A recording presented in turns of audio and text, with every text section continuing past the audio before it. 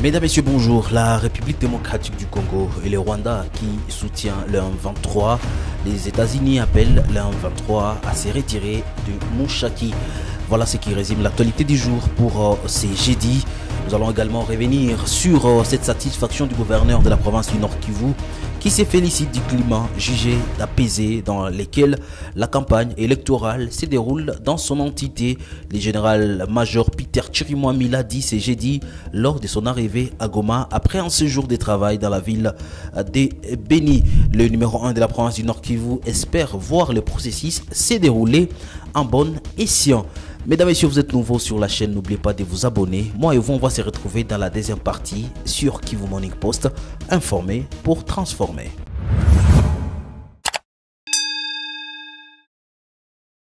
Commençons dans la province du Nord Kivu. Les gouverneurs de la province du Nord Kivu s'est félicité du climat jugé apaisé dans lequel la campagne électorale se déroule dans son entité. Le général-major Peter Chirimwami l'a dit ce jeudi 14 décembre 2023 lors de son arrivée à Goma après un séjour de travail dans la ville de Beni. Ici, je propose de suivre le général-major Peter Chirimwami.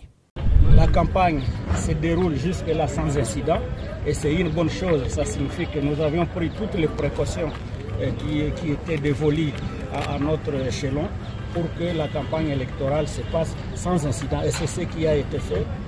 Les candidats au président de la République ont fait les tours sans incident.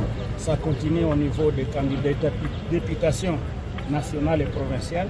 Jusque-là, c'est sans incident et nous espérons qu'il n'y aura pas d'incident et le processus va se terminer sans incident. Merci, Excellence. Rendons-nous à Massissi à présent. Les déplacés des guerres vivant dans les camps des monastères près du couvent des moines des Mokoto dans la localité Boutale en chefferie de Bachali en territoire de Massissi dénoncent les cas de tracasseries dont ils sont victimes ces derniers temps dans cette partie du Nord Kivu. Ces vulnérables sont soumis aux travaux forcés et au paiement des taxes et amendes exorbitantes imposées par certaines unités de groupes d'autodéfense Wazalendo basés dans ces entités.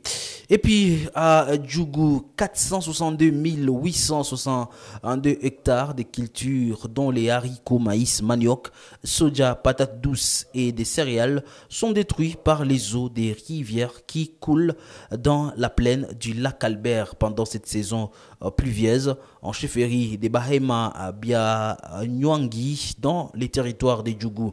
Selon un bulletin publié ce jeudi 14 décembre 2023 par les services de la protection civile, 60% des champs sont ceux cultivés par des personnes retournées. Et parce que les enjeux de la République démocratique du Congo l'obligent, nous allons parler de la question des élections. Moïse Katumbi suspend sa tournée au Kasaï. Le président de la plateforme politique Ensemble pour la République, Moïse Katumbi Tchapoué, a déclaré dans un communiqué suspendre sa tournée à Kananga et Chikapa dans l'espace Grand Kasaï au sud-est de la République démocratique du Congo. L'opposant congolais justifie sa décision par les soucis de ne pas exposer la population à la folie des ennemis.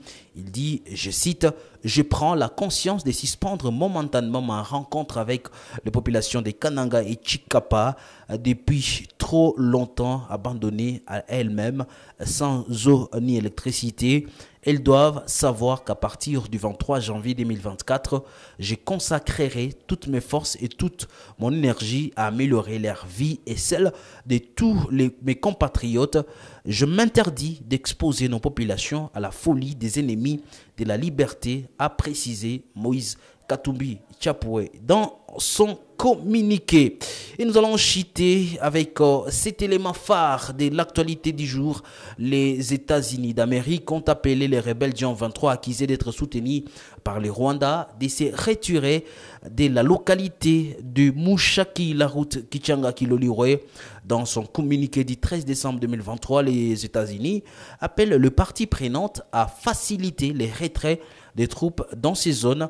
Les États-Unis ont félicité le président rwandais et celui de la RDC pour leurs efforts conduisant à réduire les tensions dans l'est de la République démocratique du Congo. Et puis dans ce communiqué publié sur le site de l'ambassade des États-Unis à Kinshasa, il précise que son appui au processus de Luanda et de Nairobi, tout en appelant toutes les parties à respecter pleinement les engagements pris dans les cadres des processus de médiation régionaux. Rappelons que ces communiqués intervient alors qu'une accalmie s'observe sur terrain entre les rebelles du M23 accusés d'être soutenus par le Rwanda et l'armée congolaise, les groupes armés pro-gouvernementaux dits Wazalendo dans les territoires de Massissi, Nyiragongo, mais également les territoires des Rutshuru. Ça sera tout pour l'actualité du jour. Merci à vous de l'avoir suivi.